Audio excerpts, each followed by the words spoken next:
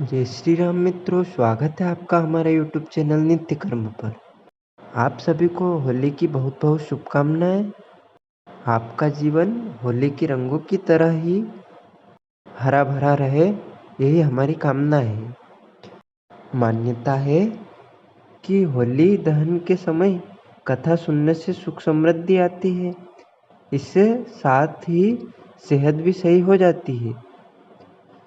फाल्गुन पूर्णिमा के दिन बुराई पर अच्छाई की विजय के रूप में होलिका दहन का पर्व मनाया जाता है।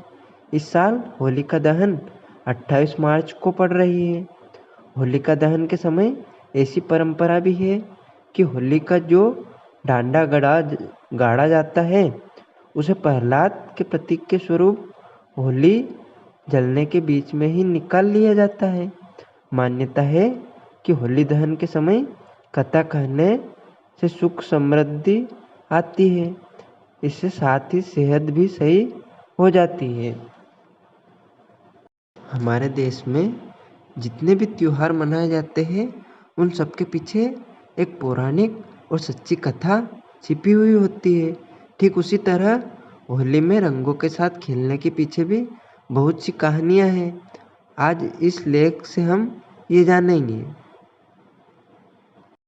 होली का ये उत्सव फागुन के अंतिम दिन होलिका दहन की शाम से शुरू होता है और अगले दिन सुबह सभी लोग आपस में मिलते हैं, गले लगते हैं और एक दूसरे को रंग और अबीर लगाते हैं।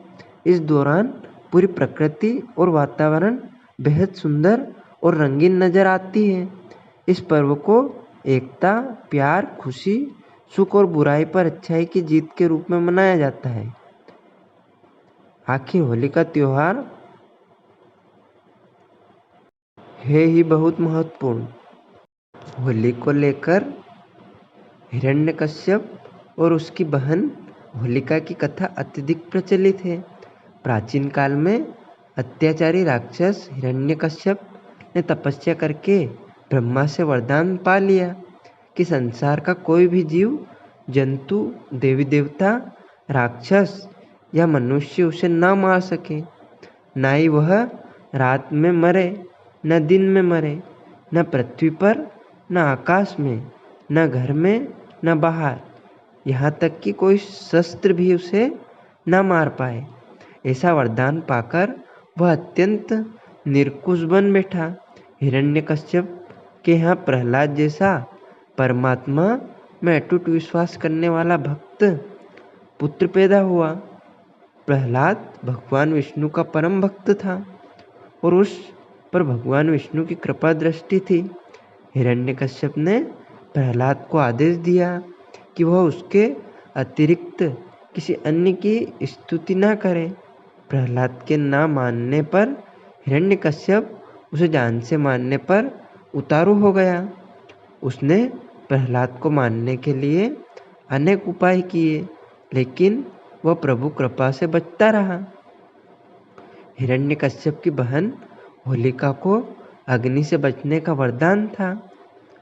उसको वरदान था कि वो आग में नहीं जलती थी।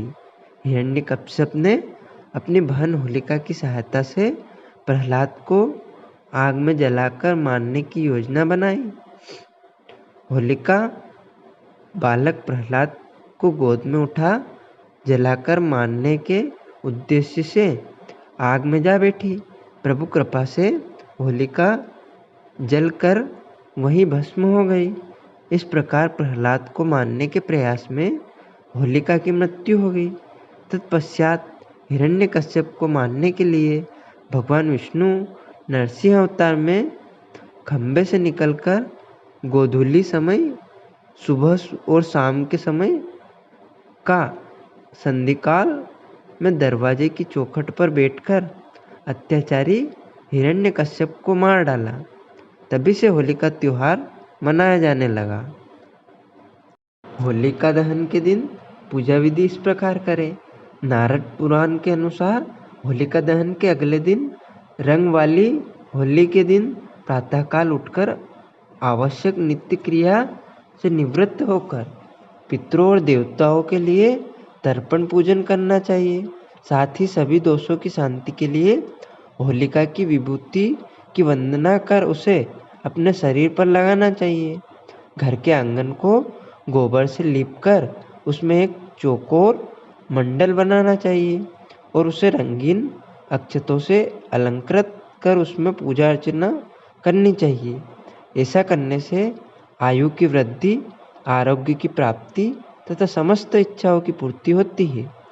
हिंदू धार्मिक ग्रंथों के अनुसार होलिका दहन, जिसे होलिका दीपक, छोटी होली के नाम से भी जाना जाता है, को सूर्यास्त के पश्चात प्रदोष के समय जब पूर्णिमा तिथि व्याप्त हो करना चाहिए। भद्रा, जो पूर्णिमा तिथि के पूर्वार्ध में व्याप्त होती है, के समय होलिका पूजा और होलिका दहन नहीं करना चाहिए। अभी शुभ कार्य भद्रा में वर्जित है। भद्रा रहित प्रदोष व्यापिनी पूर्णिमा तिथि होलिका दहन के लिए उत्तम मानी जाती है। यदि भद्रा रहित प्रदोष व्यापिनी पूर्णिमा का अभाव हो, परंतु भद्रा मध्य रात्रि में पहले ही समाप्त हो जाए, तो प्रदोष के पश्चात जब भद्रा समाप्त हो तब होलिका दहन करना चाहिए। यदि भद्रा मध्य रात्रि तक व्याप्त हो तो ऐसी परिस्थिति में भद्रा पूंछ के दौरान होलिका दहन किया जा सकता है, परंतु भद्रा मुख में होलिका दहन कदाचित नहीं करना चाहिए। धर्म सिंधु में भी इस मान्यता का समर्थन किया गया है। धार्मिक ग्रंथों के अनुसार भद्रा मुख में किया होलिका दहन अनिष्ट का स्वागत करने के जैसा है, जिसका परिणाम न केवल दहन करने वाले को बल्कि शहर और देशवासियों को भी भुगतना पड़ सकता है। किसी किसी साल भद्रा पूज प्रदोष के बाद और मध्य रात्रि के बीच व्याप्त ही नहीं होती है, तो ऐसी स्थिति में प्रदोष के समय होलिका दहन किया जा सकता है। कभी दुर्लभ स्थिति में यदि प्रदोष और भद्रा पूज दोनों में ही होलिका दहन संभव न हो तो प्रदोष के पश्चात होलिका दहन करना चाहिए। होलिका दहन का मुहूर्त किसी त्योहार के मुहूर्त से ज़्यादा महत्वपूर्ण और आवश्यक है।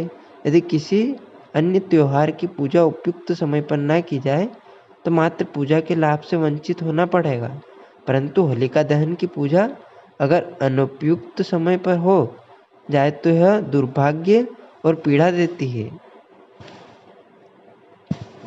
ऐसे ही ज्ञानवर्धक वीडियो देखने के लिए हमारे चैनल को सब्सक्राइब कीजिए तथा अधिक से अधिक शेयर कीजिए।